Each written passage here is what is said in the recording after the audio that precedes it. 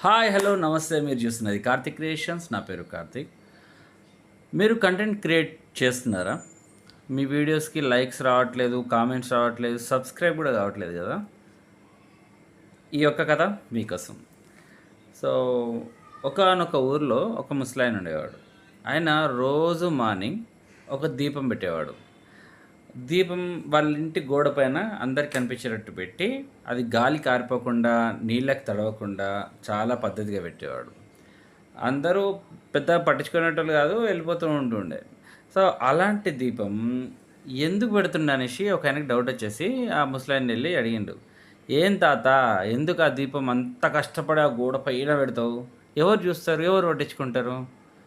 ఒకళ్ళు పట్టించుకుంటారని నేను ఆ దీపం పెట్టలేదు.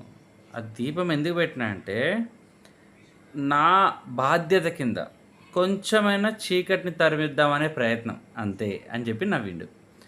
ఒకరోజు పెద్ద వర్షం వచ్చింది. చాలా మట్టుకి మొత్తం అస్తవ్యస్తంగా అయిపోయింది. చీకటైన వెంటనే చాలా ప్రశాంతంగా అయిపోయింది. కానీ కరెంట్ లేదు ఇక్కడ. ఇక్కడోళ్ళు అక్కడికి వెళ్ళట్లేరు, అక్కడోళ్ళు ఇక్కడికి రావట్లేదు. అంత అంత చీకటైపోయింది. కానీ ఆ రోజు కూడా ఆ తాత దీపం పెట్టిండు. ఆ దీపం వల్ల ఒక గ్రామం అక్కడ ఉంది అని, ప్లస్ ఊరు నుంచి బయటికి వెళ్ళినోళ్ళకి, బయట నుంచి లోపలికి వచ్చే వాళ్ళకి ఆ దీపం అడ్రస్ కింద మారింది. ఎందుకంటే చీకట్లో తప్పిపోయిన వాళ్ళకి కూడా ఆ దీపం దాకా వెళ్తే మా ఊరు వచ్చేస్తుంది అనేసి కాన్ఫిడెంట్ వచ్చింది.